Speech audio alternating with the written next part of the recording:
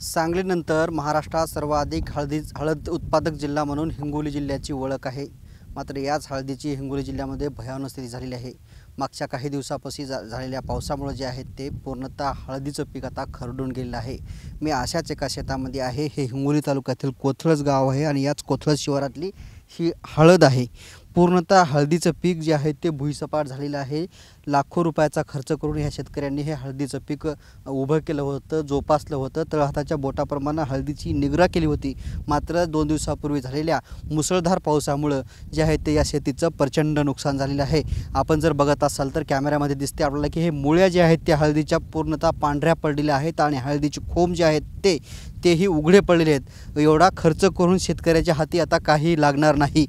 यावर्षी हळदीला चांगल्या प्रकारे भाव होता। तब्बल ज्यावेळेस हळदीची लागवड करत होते त्यावेळेस मे जूनमध्ये हळदीची किंमत जवळपास पक्क्या हळदीची 16,000 रुपये हळद विकत होती आणि कच्च्या मालाचे त्याच तुलनेत भाव होते। अशा अवस्थेत शेतकऱ्यांनी हे बेणं जे आहे ते खरेदी केलं होतं आणि बेणं खरेदी करून हळदीची लागवड केली होती। मात्र झालेल्या मुसळधार पावसानं होत्याचं नव्हतं झालं। अक्षरशः ही 3 एकर मधला हळदीचा प्लॉट आहे आणि आपण जर बघितलं तर मी कॅमेरामॅनला विनंती करेल की लॉंग शॉटमध्ये आपण दाखवण्याचा प्रयत्न करावा, कारण लॉंग शॉटमध्ये जे आहे ते पूर्णतः आपल्याला दिसतंय की किती मोठे नुकसान आहे, भयानक स्थिती आहे।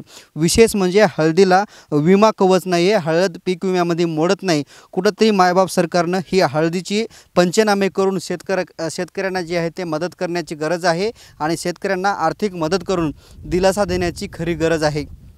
कॅमेरामॅन ज्ञानेश्वर वानखेडेसह मी रमेश चेंडके, TV9 मराठी, हिंगोली।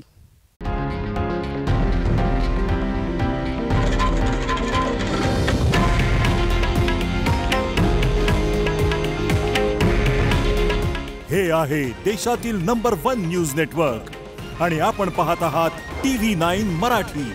काळजी तुमची, हित महाराष्ट्राचं।